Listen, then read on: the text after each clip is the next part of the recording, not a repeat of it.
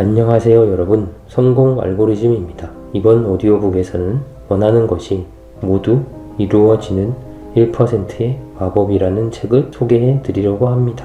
이 책의 저자인 오시마 노부요리는 25년 동안 8만여 건의 임상 상담을 진행한 베테랑 심리 상담 전문가이자 주식회사 인사이트 카운슬링의 대표이사입니다. 마음의 상처를 단기적으로 치료할 방법을 찾으면서 불안에서 벗어나는 요법을 개발해 인간관계, 감정, 트라우마 등 다양한 문제를 개선하고 있습니다.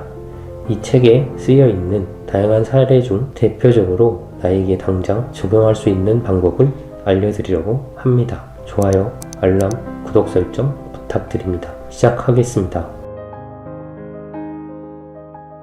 어차피 아무도 나를 알아주지 않을 것이다. 남의 눈치만 보는 나 자신한테 지친다. 무엇을 해도 잘 안되니 스스로가 한심하다. 어쩐지 만사가 다 귀찮다. 그렇게 살기 힘들다는 기분을 느끼고 있지는 않나요?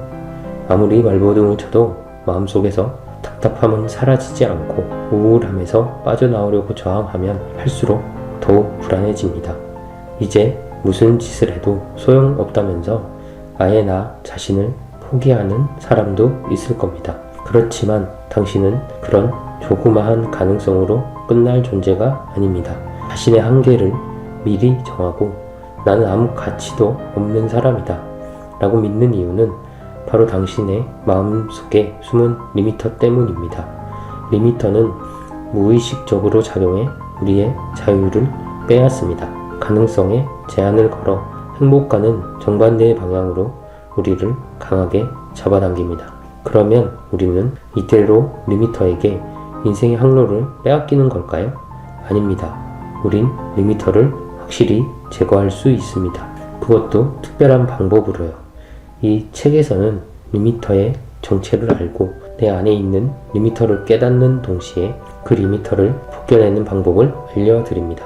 리미터에서 해방된 리미트리스, 즉 무한한 가능성의 세계는 깜짝 놀랄 정도로 자유롭습니다. 그곳에서는 내가 원하는 것을 있는 그대로 표현할 수 있습니다. 나도 상대방도 서로 존중하고 웃으며 살아갈 수 있는 세상이죠. 자유로운 세계로 가는 티켓을 얻는 건 결코 어렵지 않습니다. 그저 마음에 있는 리미터를 벗겨 내기만 하면 됩니다. 지금의 괴로움에서 벗어나고 싶다는 건 바로 마음이 자유로운 세상으로 가고 싶다고 외치는 증거입니다. 자, 당신의 가능성을 제한하고 있는 마음의 리미터를 벗겨내 봅시다. 인생을 마음대로 바꾸는 단 1%의 가능성을 끌어올리며 행복하게 살아가도록 말이죠. 오지도 않은 불행을 걱정하는 당신에게 자동차나 오토바이에는 최대 속도 00km로 나눠 속도 제한 표시가 있습니다. 이것은 과속으로 발생하는 위협을 방지하거나 배기가스의 배출량을 줄이기 위해 혹은 연비 효율을 높이기 위해 부착된 안전장치, 즉 리미터입니다. 이 리미터는 여러 기기에 설치되어 있는데 우리 마음속에도 이런 리미터가 자리하고 있습니다. 예를 들어 제가 가졌던 첫 번째 리미터는 병에 걸릴 것을 걱정하고 큰 병을 피하기였습니다. 이 리미터는 잔병 치레 외에 큰 병에 걸려서 다른 사람에게 폐를 끼치지 말자는 역할을 하고 있었습니다. 어떻게든 큰 병을 피하려는 이 리미터 때문에 저는 여행을 갈 때마다 금방 몸이 안 좋아져서 도중에 돌아오기도 했고 업무 때문에 조금이라도 무리하면 배탈이 나서 일을 계속하기 어려운 상태가 되곤 했습니다. 또한 쉽게 감기에 걸려서 일을 쉬거나 열 때문에 알아눕는 일도 몇 번이나 반복됐죠. 큰 병에 걸리지 않으려고 하도 신경을 쓰는 바람에 오히려 어처구니 없이 잔병을 달고 살았습니다. 과도하게 걱정하지 않으면 될 일이지만 만약 그러다가 정말 엄청난 병에 걸리면 어쩌나 불안해져서 좀처럼 이 생활에서 벗어나지 못했습니다. 그러던 어느 날 저는 한 번만 제대로 이 리미터를 해제해보자고 마음먹었습니다. 그랬더니 몸도 훨씬 건강해졌고 여행만 가면 몸이 안 좋아지는 상태도 더는 일어나지 않았습니다. 예전처럼 병을 걱정하지 않고 하루하루 자유롭게 즐길 수 있게 된 겁니다. 저의 두 번째 리미터는 미래에 일어날지도 모르는 큰 불행을 걱정하느라 눈앞에 있는 즐거운 일을 포기한다 였습니다. 저희 부모님은 제가 어릴 때부터 개미와 배짱이 이야기를 들려주시면서 이렇게 당부했습니다. 지금 아무 생각 없이 느긋하게 살면 나중에 망해서 결국 불행해지고 만단다. 그래서 저는 어떤 일을 하든 항상 불쾌한 일이나 불행한 일을 먼저 생각하고 언제든 대비할 수 있도록 행동했습니다. 그러다 보니 즐거워야 할 상황에도 자꾸 안 좋은 일이 떠올라서 휴일을 우울하게 보낼 수밖에 없었습니다. 이 괴로움은 언제 일어날지 모르는 커다란 불행을 피하기 위한 것이었습니다. 하지만 이 리미터를 없애보자고 마음먹고 불안감을 내려놓았더니 오히려 이런 사실을 깨달았습니다. 느긋하게 살아도 전혀 불행하지 않잖아. 그 이후 저는 일요일 저녁부터 불안을 느끼지 않고 그 순간을 온전히 즐길 수 있게 됐습니다. 오지 않은 불행에 대한 불안에서 해방되니 여러 가지 일도 할 수 있게 됐습니다. 덕분에 저 자신도 깜짝 놀랄 정도로 효율적으로 일할 수 있다는 사실을 깨달았죠. 불안에 대한, 불행에 대한 불안을 둬서 던지는 일, 즉 리미터를 해제하니 자유로운 아이디어까지 펑펑 샘솟아 하루하루가 즐거웠습니다. 우리는 안전을 위한 여러 리미터를 갖고 있습니다. 하지만 나의 능력까지 제한하는 리미터를 벗어 던지면 더 자유롭게 살 수 있습니다.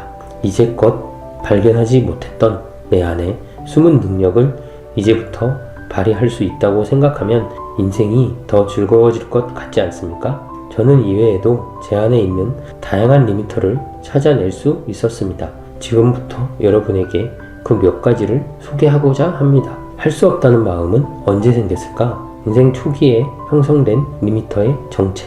이 세상에는 다양한 리미터가 있습니다. 리미터는 고정관념, 가치관, 체면, 사회규범, 잘못된 믿음 등에 의해 생깁니다. 우리의 가능성을 억누르고 본래 능력을 발휘할 수 없게 하거나 자유로운 생각과 행동을 방해하는 것이죠. 그렇다면 이런 리미터는 언제 어떻게 만들어지는 걸까요? 자식을 걱정하는 부모의 말이 계기가 되는 경우가 많습니다. 리미터의 원래 목적은 안전하게 살도록 하는 것입니다. 그래서 자식이 위험에 처하지 않을까 너무 걱정한 나머지 침이 마르도록 충고하고 염려하는 부모의 말이 리미터가 되기도 합니다. 예를 들어 어린아이는 바로 눈앞의 일에만 신경을 쓰고 행동합니다. 반면 부모는 아이에게 미래일까지 생각해야 한다며 주의를 줍니다. 그러면 아이의 마음에 이런 의식이 생기는 겁니다. 앞날을 생각하지 않으면 큰일이 나는구나. 하지만 아무리 앞날을 대비한다고 해도 나쁜 일은 일어나기 마련입니다. 오히려 앞날에 걱정하고 고민할수록 현재를 살 수 없기 때문에 지금 이 순간에 불행해지죠. 그런데도 부모는 제대로 생각하고 행동하지 않으니까 이런 꼴을 당하지 라며 아이를 꾸중합니다. 앞서 언급한 미래에 일어날지도 모르는 불행을 예상해서 행동해야 한다는 리미터가 부모와 이런 충고 때문에 생겼다고 해도 과언이 아닙니다. 부모에게 넌 앞날을 조금 더 생각하지 않으니까 라는 말을 듣고 싶지 않아서 언제 일어날지 모를 불행한 사건을 상상하고 그러다 정말 안 좋은 일을 겪게 됩니다. 불행한 일을 걱정할수록 불행해지는 악순환에 사로잡히는 겁니다. 이런 리미터를 얼른 털어버리면 좋겠지만 아이의 입장에서는 부모에게 부여된 사고방식이므로 이 리미터가 자신을 지켜주는 중요한 것이라고 믿게 됩니다. 제 경험을 예로 들자면 저는 어린 시절에 부모님이 이런 걱정을 자주 하곤 했습니다. 얘는 다혈질이라서 크게 화나면 다른 사람을 때릴지도 몰라. 더 나아가서는 남에게 폭력을 가하면 지옥에 떨어진다 라고 말하곤 했습니다. 기독교 가정에서 자란 저에게 지옥에 떨어진다는 말은 그 무엇보다 무서운 말이었습니다. 그래서 친구가 저를 때려도 반격하지 못하고 울면서 선생님에게 호소할 수밖에 없었죠. 그리고 나면 선생님은 직접 괴롭히는 아이에게 스스로 맞서지 못하고 바로 남의 도움을 구하는 건 비겁한 행동이라고 말했습니다. 이러지도 저러지도 못하는 상황에서도 결국 저는 맞서기 위해 똑같이 폭력을 쓰면 지옥에 떨어진다는 강박이 너무도 심해서 아무리 얻어맞아도 반격할 수 없었습니다. 게다가 맞으면 맞을수록 상대에 대한 증오심이 커져 이런 생각까지 하게 됐습니다. 그러다가 정말 남을 다치게 해서 교도소에 들어가고 인생을 망치게 될지도 몰라. 자식을 걱정해서 한 부모의 말에 저는 점점 남을 겁내고 하고 싶은 말이 있어도 똑 부러지게 하지 못하는 아이가 돼갔습니다. 가끔 제가 부모님에게 말을 잘못 꺼내면 부모님은 이 애는 사회에 나가서도 사람들의 미움을 살지도 모른다고 걱정했습니다. 그래서 제게 모난 돌이 정 맞는다, 높은 곳의 나무까지는 바람에 꺾인다는 교훈을 가르치셨고, 그런 과정을 거쳐 결국 저는 내 생각을 남에게 말하는 게 무섭다고 느끼는 사람이 되고 말았습니다. 무의식에 당신이 몰랐던 진실이 있다. 저는 학창시절에 공부 효율이 오르지 않는 이유를 자주 고민했습니다. 공부에 많은 시간을 투자해도 학습 내용을 거의 기억하지 못해서 초조했지만 조바심이 날수록 공부한 내용은 더욱 기억나지 않았기 때문입니다. 그러다 문득 체면요법을 이용해서 기억력을 높일 수는 없을까? 라는 생각을 하게 되었습니다. 바로 서점에 가서 체면요법으로 기억력을 높여주는 책과 테이프를 샀습니다. 테이프는 자기 전에 듣는 것이었는데 저는 정말 효과가 있을지 반신반의하며 실행에 옮겼습니다. 소위 말하는 유도체면이었죠. 하지만 학습 내용보다는 과거에 겪었던 안 좋은 일들이 떠올랐죠. 체면요법이 기억력의 문제가 아니라 과거에 불쾌했던 기억의 문을 열어버린 모양입니다. 결과적으로 저는 공부에 집중할 수 없었고 시험 점수도 엉망진창이었습니다. 그 이후에도 다양한 체면 학습에 도전했습니다. 저는 체면요법을 배우기 위해 체면 전문가 선생님을 찾아갔습니다. 제가 상상했던 체면요법은 당신의 고민은 저의 목소리와 함께 사라집니다. 꼬민이 단숨에 사라지고 맙니다. 처럼 큰 텔레비전에서 나올 법한 체면술이라고 생각했습니다. 그런데 선생님이 가르치는 체면은 이런 방식으로 진행됐습니다. 그 중심을 통해 당신의 마음이 당신에게 하는 말을 들어봅시다. 제가 생각했던 체면술처럼 증상을 없앤다, 고민을 사라지게 해준다 같은 말과는 전혀 다른 것이었죠. 선생님의 체면요법은 바로 마음의 소리를 듣는 방법이었습니다. 겉으로 드러나지 않는 무의식적인 마음을 들여다보지 않으면 그 어떤 것도 알 수 없습니다. 선생님은 저를 체면 상태로 이끌었습니다. 그리고 마음에 대해 묻기를 시작했습니다. 저는 체면 상태에 빠지면서도 의심스러웠습니다. 마음에 물어봤자 어차피 나한테 묻는 거잖아. 보나마나 이미 아는 것만 답하고 있지 싶은 마음으로 마음에 대한 대답을 예측하며 선생님의 질문을 기다렸습니다. 마음이여, 집에서 차분하게 있지 못하고 안절부절 못하던 행동에 의미가 있습니까? 저는 머릿속에서 무슨 의미가 있겠어? 하고 생각했죠. 그런데 어찌된 영문인지 제 마음은 네, 있습니다 라고 대답하지 뭡니까? 처음에는 선생님에게 유도당해서 나온 대답이겠거니 생각했습니다. 이번에 선생님은 마음이여, 어떤 의미가 있는지 알 수 있습니까? 라고 물었습니다. 저는 머릿속에서 뭐 이유가 있겠어? 하고 받아쳤지만 마음은 또 네, 알 수 있습니다 하고 제멋대로 대답했습니다. 그 순간 제 머릿속에 어린 시절에 힘들었던 기억이 되살아났습니다. 어느 날 스승님이 저한테 체면을 걸었을 때 저는 아주 재미있는 체험을 했습니다. 바로 과거에 나와 대면하고 말을 거는 경험이었습니다. 저는 체면에 걸린 상태에서 초등학교 시절에 힘들고 구속했던 저의 모습과 마주했습니다. 그곳에는 추운 겨울 하늘 아래 아무도 없는 곳에서 혼자 연을 날리며 공허함에 사로잡힌 제가 있었습니다. 그 연은 동네 아저씨에게 받은 특수한 연으로 날개가 몇 개나 달려서 빙글빙글 회전하며 하늘 높이 날아올랐습니다. 봐, 이렇게나 높이 날아오른다니까 하고 친구나 부모님에게 자랑하고 싶었는데 곁에는 아무도 없었습니다. 체면 속의 아이의 모습이 몹시 가엽게 느껴졌습니다. 그때 스승님이 말했습니다. 그 아이에게 무슨 말을 해주고 싶습니까? 그 말을 해주세요. 저는 다 괜찮아. 힘들지도 모르지만 지금 그대로의 너라도 괜찮다 라고 말해주고 싶었습니다. 그렇게 말하자 눈물이 멈출 줄 모르고 흘러나왔습니다. 저는 왜 장면이 떠오르는 건지 알 수 있었습니다. 추운 겨울날 회색빛 하늘 아래에서 연을 날리던 초등학생의 제가 어디선가 괜찮아, 지금 그대로의 너라도 괜찮다 라는 목소리를 들었던 기억이 떠오른 겁니다. 그때 일이 너무나 인상적이어서 머릿속에 강하게 남아있었던 거죠. 스승님의 체면으로 현재 내가 던진 말이 시공을 넘어서 어린 시절에 제 머릿속에 울려 퍼진 걸지도 모른다고 생각하자 이 모든 상황이 이해가 됐습니다. 그때만 해도 지금 그대로의 너라도 괜찮다는 목소리는 너무 외로웠던 나머지 스스로를 위로하기 위해 떠올렸다고 생각했습니다. 하지만 지금 돌이켜보면 그 말 덕분에 좌절하지 않고 지금까지 버티며 살아온 것 같습니다. 그 마음의 목소리가 미래의 내가 과거의 나에게 보내는 응원이라고 생각하니 굉장히 기쁘고 마음이 안심이 됐습니다. 저는 스승님의 체면 덕분에 힘들고 괴로웠던 과거와 연결될 수 있었습니다. 이후 저는 체면 상태에서 스스로에게 말을 걸면 그 목소리가 힘들었던 과거와 연결돼서 그 다정한 응원을 전해준다고 믿었습니다. 그리고 체면 속 다정한 응원 덕분에 이후에 일어난 수많은 난관을 극복할 수 있었습니다.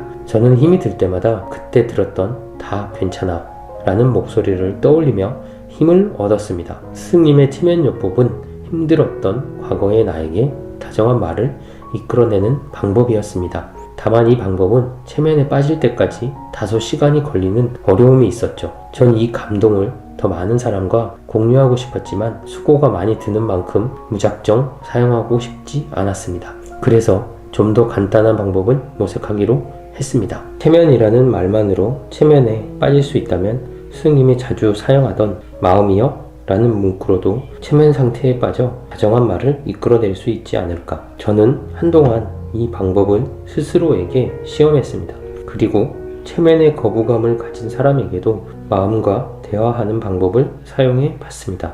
그러자 그들 역시 다정한 격려의 말에 힘을 얻는다는 걸 알게 됐죠. 질문 앞에 마음이여 라는 말을 붙였을 뿐인데 체면 상태와 똑같이 마음의 목소리를 들을 수 있었던 겁니다. 그리고 이 마음과 대화가 당신을 옥죄고 있던 리미터를 벗겨내는 겁니다. 마음과 대화를 하면 왜 이 리미터가 해제되는 걸까요?